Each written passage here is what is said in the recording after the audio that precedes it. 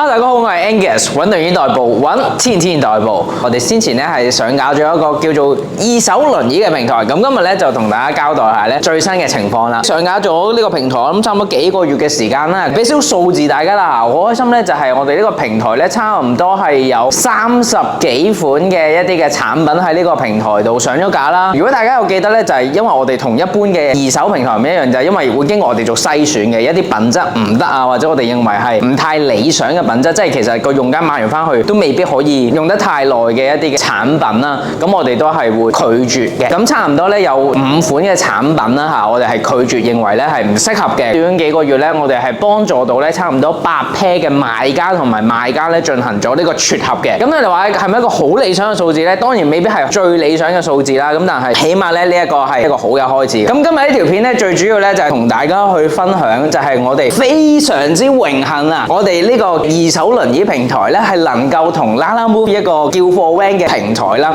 係一個慈善活動嘅 crossover。除咗 Lalamove 之外咧，都好榮幸啦，可以聯繫到有幾間嘅 NGO 機構啦。咁我將我哋呢個二手輪椅平台嘅服務，我哋再升多一級。點樣去再升多一級咧？就係話我哋都發現咧，其實除咗喺民間啦，大家當中咧係有呢啲嘅二手器材或者二手輪椅啦，我哋都發現咧，原來喺一啲本地嘅 NGO 機構，可能係講緊長者中心啊，或者安老院入邊啊，咁其實佢哋嘅會員或者係佢哋機構本身咧，其實咧都係有呢啲嘅二手或者係閒置咗嘅輪椅咧，其實咧都係未可以充分咁利用嘅。將呢啲嘅輪椅咧，我哋能夠係回收咗之後，經過咗我哋嘅清潔同埋一個簡單嘅保養維修之後咧，再咧係捐贈到去俾一啲有需要嘅人士嘅。咁呢個階段我會稱之為今次呢個項目嘅第2階段。機緣巧合喎，Lalamove咧佢哋都有一啲慈善嘅一啲嘅宣傳活動啦，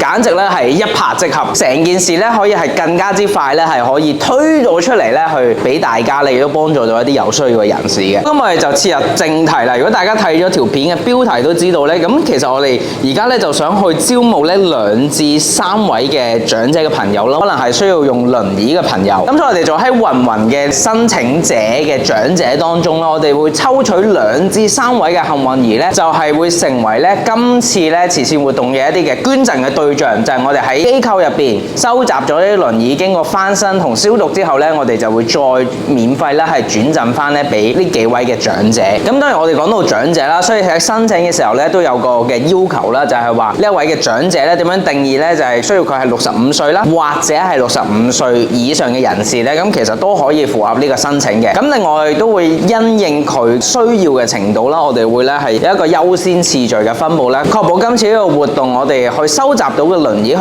捐贈翻俾咧，都係一啲最有需要嘅人士同埋最有需要嘅對象。另外都要提一提啦，今次嘅呢個慈善合作嘅 crossover 嘅活動咧，咁屬於一個宣傳活動嚟嘅，咁所以在所難免唔多唔少咧，都係會有一啲影相啊或者影 video 喺當中啦。咁所以咧，如果你話唔得 Angus， 我好介意咧唔可以影到我㗎，咁你喺填妥表格嘅時候咧，你都可以註明嘅咁樣，因為咧我哋自己去 foresee 呢樣嘢咧，就係今次呢個活動啦，第一 round 之後咧，其實嚟緊咧，我哋都希望咧係可以繼續係叫做恆常化啦、持續化去有呢個二手嘅捐贈計劃咁樣嘅。咁所以今次咧，你話唔想咧影到拍攝活動咧，其實都唔緊要嘅。喺嚟緊我哋嘅際遇灣啦，或者喺持續化嘅當中咧，我哋都會優先咧去揀翻一啲比較早期嘅申請人士咧，好似排隊一樣同輪候一樣嘅。咁去到最後咧，我都喺度呼籲一下啦，喺 in that moment 我哋都需要各方嘅資源嘅。咁我哋咧都仲有個表格咧係登記咧成為我哋嘅義工朋友咁樣啦。如果我係識維修嘅喎，暫時我哋冇限話邊一類型嘅，即係你覺得